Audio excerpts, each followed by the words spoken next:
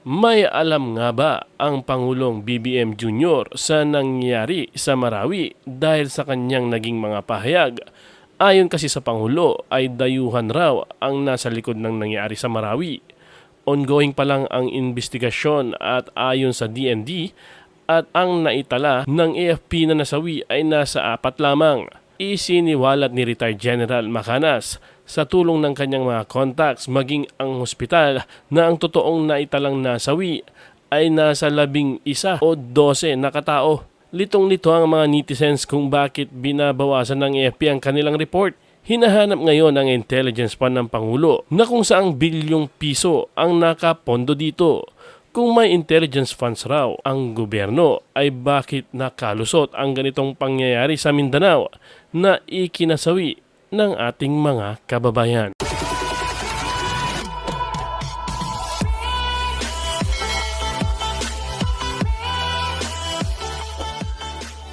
So ang tanong, bakit ang PBBM admin ayaw nilang sabihin yung talagang totoo, ilan talaga ang patay? Yung retired general na nagtatanong sa akin, siya ang nag-open ng idea. Sabi niya, Johnny, hindi kaya sinasadya ng PBBM admin na paliitin lang ang bilang ng patay? Ganun na sabi niya.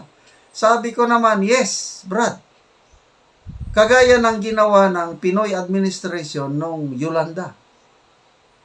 Alam niyo nung Yolanda, may nagsasabi noon na, police colonel ba yun, na more than 10,000 ang patay.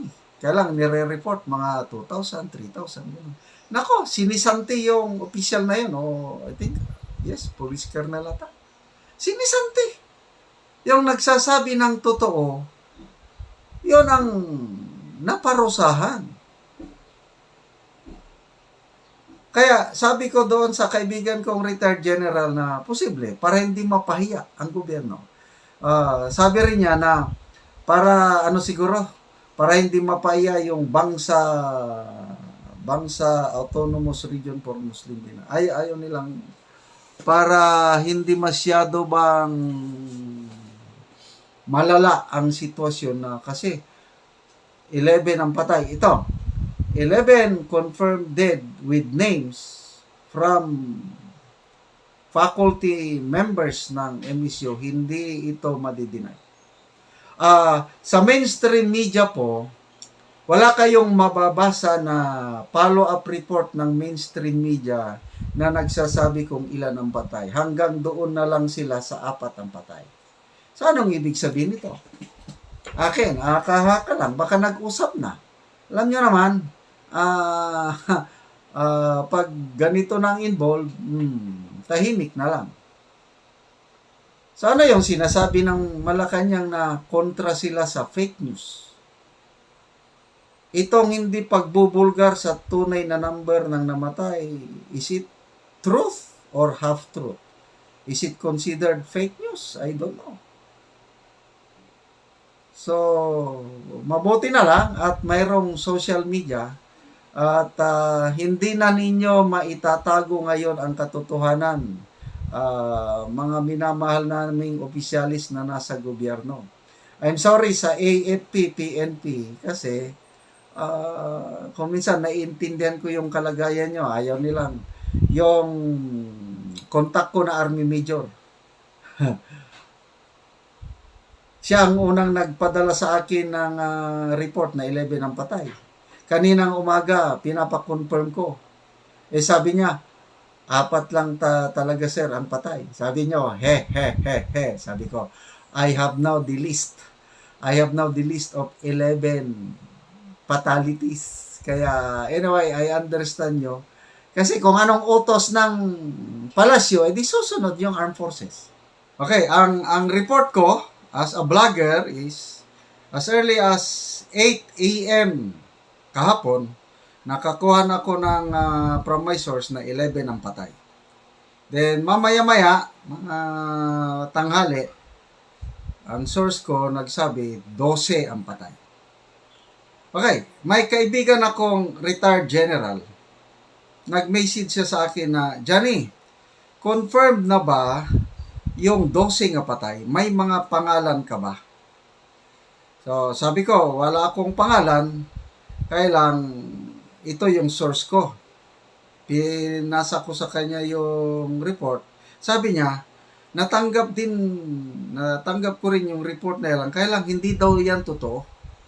Yung report na from Amay Pakpak Medical Center, may doktora na pangalan doon, na sinasabi na 11 na ang confirmed dead. Hindi daw totoo yun. Sabi ng retired general. Tapos, sabi niya na, ang record ng AFP, DND, 4 lang ang patay.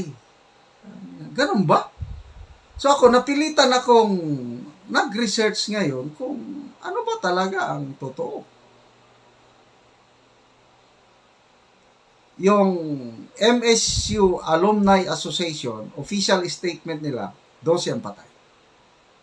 So yung source ko sa hospital, Amay Pakpak Medical Center sa Marawi, 11.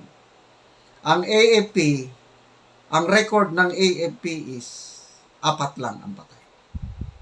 So, something is, dapat, ang katotohanan, ilabas natin. Kaya, naging investigative reporter kunuhay ako. Ako, marami akong kaibigan sa MSU, lalo na mga graduates. Tinawagan ko ang isa kong kaibigang pastor. MSU alumni siya. Sabi ko, Pastor, ano ba talaga? Ilan ang patay? Sa akin, may listahan ako 11 ang patay, sabi niya. Pwede bang mahingi ko yung names ng mga fatalities, Pastor? Yes. Pinadala sa akin. Okay.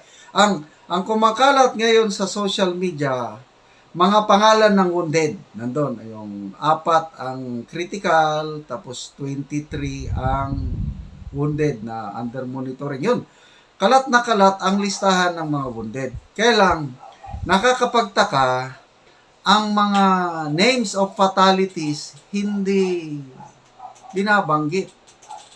So, nung natanggap ko yung listahan from my pastor friend, ito na, general, sabi niya, ang nagbigay sa akin yan, isang faculty member sa BS Bio. Ang source, faculty member sa MSU. So ito with names, with serial, with cell numbers, with address pa yung iba. Maraming salamat sa panonood. Sa naging balita na ito, anong yung magiging opinyon? Komento lang sa baba at huwag kalimutang mag-like at i-share.